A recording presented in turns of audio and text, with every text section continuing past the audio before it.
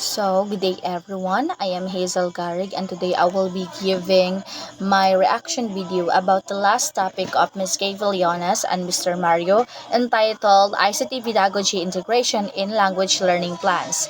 So, as I researched from the Google Scholar, I found this study entitled Pedagogy Technology, a two-dimensional model for teachers' ICT integration. So, this study focuses on the four models which is kanang pedagogy dimensions. It has four levels, rather not models but levels. So first is direct teaching, second is cognitively active learning, third is the constructive learning, and fourth is social learning. So direct teaching. So let's discuss the first one, which is the direct teaching. So direct teaching is a type of teacher-centered, focused on lectures and demonstration. So as a teacher educator, we have different types of or different kinds of teaching strategy so that our students can learn effectively and meaningfully. So as a teacher, we need to kanang attract their attention and kanang how they view knowledge, how they come up with our objectives, how they can learn effectively, and that's it. Direct teaching. How can we able to interpret our different teaching strategy styles? Next is the cognitively active learning. So we have students or we have diversity students, right? So this cognitively active learning, it focuses more critically to students who think critically, especially kanang mga students nga more on kanang readings, more on comprehension, more on analyzing, and we still kanang need to guide them kay di ba those students before, for example kaning these students which is more critically somehow called smart or as a call kanang bright or the top one. However, these students can go to higher level of cognitive learning. However, as a teacher, we still need to guide them kay we have different informations, especially here in the 21st century, from social media and different aspects, especially here in our environment. Some other kanang lead to disinformation, miscommunication, and those students can possibly kanang marong gyapon sila in terms in copying those knowledge. So as a teachers, we need to guide them, not just those students who are smarter but also those students who are in need, because 'di ba, like ang mga smarter students or the one who students who think critically need gyapon og kanang guidance. So what about kanang the others? So need gyapon sila, especially kanang we are now in inclusive education where no matter what the background, no matter what the talent, we need to guide and give support to our students. Okay? Next is constructive learning. So students build knowledge actively, often through projects. So as I talk about the different or the diversities of our students, some other students can learn from kanang activities, games, and kanang projects. They learn about that. So that's the important matter of kanang giving an assignments, project, so that the students can cope and can build their imagination so that they can be able to kanang submit those projects. So in building a subject, it is a type of kanang investigating or kanang having your own self-perception of how you learn, because kanang in project mostly done at home and there are no teachers who will guide, so they maka-learn na gyud sila og sa ilang kaugalingon pa kay because kanang dili mo pud magsilbi nga mo hungit ta permi sa knowledge, but also the students itself should kanang help sa iyang kaugalingon para maka-come up siya sa knowledge nga atong ihatag. Lastly is the social learning. So students collaborate and learn from each other using ICT. So we have kanang different ICT tools right now. Kanang projectors, kanang Google Classrooms, Messenger, Facebook can help a lot to our students learn effectively. For example, during the pandemic era, we have this kanang called blended learning. So the students will go to Google Classroom and then collaborate with their classmates even though kanang they are not kanang physically interacted. However, the students can learn because there are teachers nga mo guide sila, makadungog sila, magamit nila ang 5 macro skills nga dapat enhance sa bata so that they can learn effectively. So using ICT tools like kanang mga projectors, mga games nga ipanggama sa teachers, that help a lot so that the students can cope with that knowledge that needs to be stuck in her mind. The second one is, since it was a two-dimensional, the first one is the pedagogy dimension, which is 4 levels. Just kanang ako na siyang gi-discuss earlier. Now we'll going to the second dimensional model. The second one is the technology dimension. So it has 8 levels. So the first is na siya 4 levels and this one has 8 levels. So the first is level 0. Level 0 is teacher does not use ICT. So ang teachers guys sa level 0 daw kuno is the teacher do not use ICT anymore. So it always relies on the traditional way of teaching such as kanang Manila paper, blackboard, kanang mga na siya.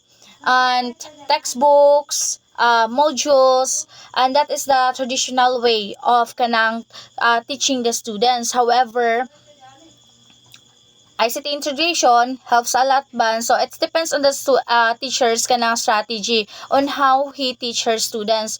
Basically, bisag unsa nga strategy without ICT and traditional way, the students can learn, especially if this teacher can give a full effort when discussion. When in terms of discussion kay, if patakaratag discuss diha, dili gyud ka gets ng students and wala ra gyapon.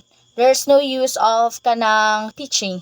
And I guess for me, it's a kind of crucial nga i-think sa teacher on how he integrate learning or kung saan niya pag-meet sa objectives or kanang anang goal niya toward that kanang discussion. So we have level 1 to 3. So 1 to 3, teachers uses ICT as consumer.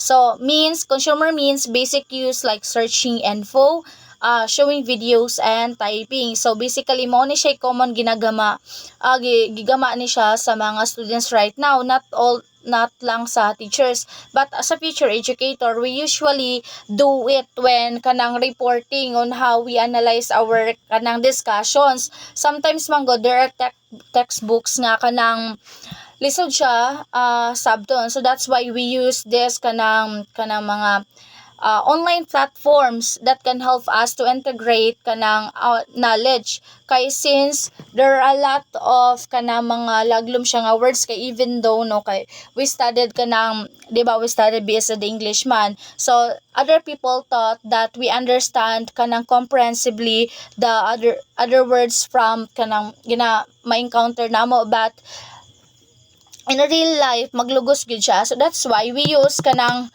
basically ginagamit yun is AI. But AI is okay, but however kanang naa siya limitations and naa siya kanang proper nga paggamit sa AI. Dili siya kanang more like nga ginagamit na gyud sa tanan na ang AI, kay it's not good na gyud siya at all.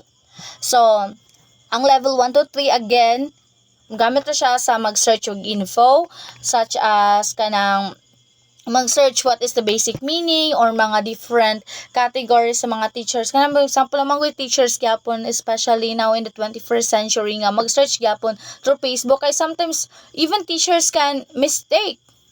Like, learning or education is a lifetime process. So not all nga makabalo gyud ang teacher na dili gyud siya nga giingon nga kuan nga teacher day ka dapat kabalo ka na, and it's not okay. Education is a lifetime process, so lisod jud kay siya guys. Okay, next is level 4, 5, 6. So teachers become a producer. So first is the consumer, diba? So karon is the producer. It creates digital resources, uses advanced software, designs ICT rich tasks. So this one, it is somehow kanang it is no, not somehow, but it closely related to what kanang Miss Ranes or Ma'am Ranes said nga during our final requirements, we are tasked to give a kanang platform nga where we integrate our learning objectives, while where we integrate our discussion.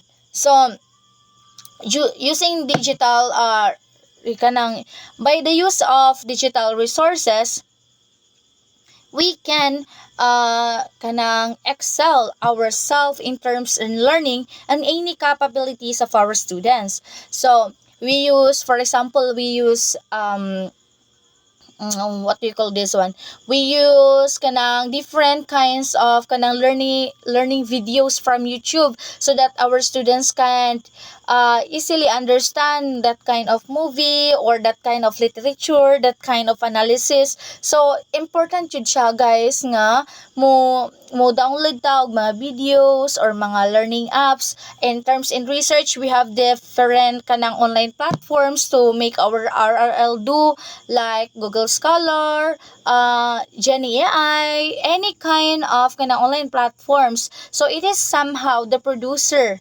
kanang we use different resources so that we can learn. Okay, so producer means using that kind of kanang technology to integrate learning. Consumer is kanang only knowing or only kanang kabalo lang kamo use, kabalo lang kamo know, and that is consumer. But the producer is how we integrate the kanang learning, unsaon niya pagbalhin ang yang nahibaw-an, and that is the role of a teacher. Next is we have level 7 to 8. So, it uses sophisticated applications, simulations, adaptive learning platforms. So, dili na ta mo use, again, mo use na ta diri og mga different kind of platforms so that we can integrate, just like kana among giduron nga mag-video me, and then we will upload it to kanang Google Classroom para makapasa mi sa among requirements, and that it's the use of kanang, it's how Ma'am Ranes do to come up with those kanang pedagogy teaching, and we salute that because again, technology is part of our life nowadays, and it helps a lot in terms in learning and in terms in adapting a new challenge in our life. So we have an example for kanang direct teaching from the first model. So teacher shows a PowerPoint presentation with pictures, ecosystem. Yes, that is true, direct teaching. Second one is cognitively active learning. Students watch a teacher selected YouTube documentary. As I said, the documentary videos from YouTube help a lot. Next is constructive learning. So students use simulation software to model how pollution affects in the river. Yes, constructive learning, how the students think critically based on the given material. Next is social learning plus technology level 7. So it is somehow kanang gi-connect sila, gi-combine silang duha, like direct teaching plus technology level 1, cognitive active learning plus technology level number 3, constructive learning plus technology level number 5, and social learning plus technology level number 7. So students from different schools collaborate online using shared platforms to design visual sustainable ecosystem integrating AI-based tools for predictions. So again, social learning with peers, collaboration, that's it. How we can manage our students' learning is the most important at all. So, in short, so in conclusion, after all I've discussed, this model shows that as teachers or as a future educator, move upward with pedagogy and right word for technology Teaching shifts from teacher-centered with basic ICT use towards student-centered, collaborative, and advanced ICT integration. And that's it for my reaction video about the topic of Ms. Kay and Mr. Mario.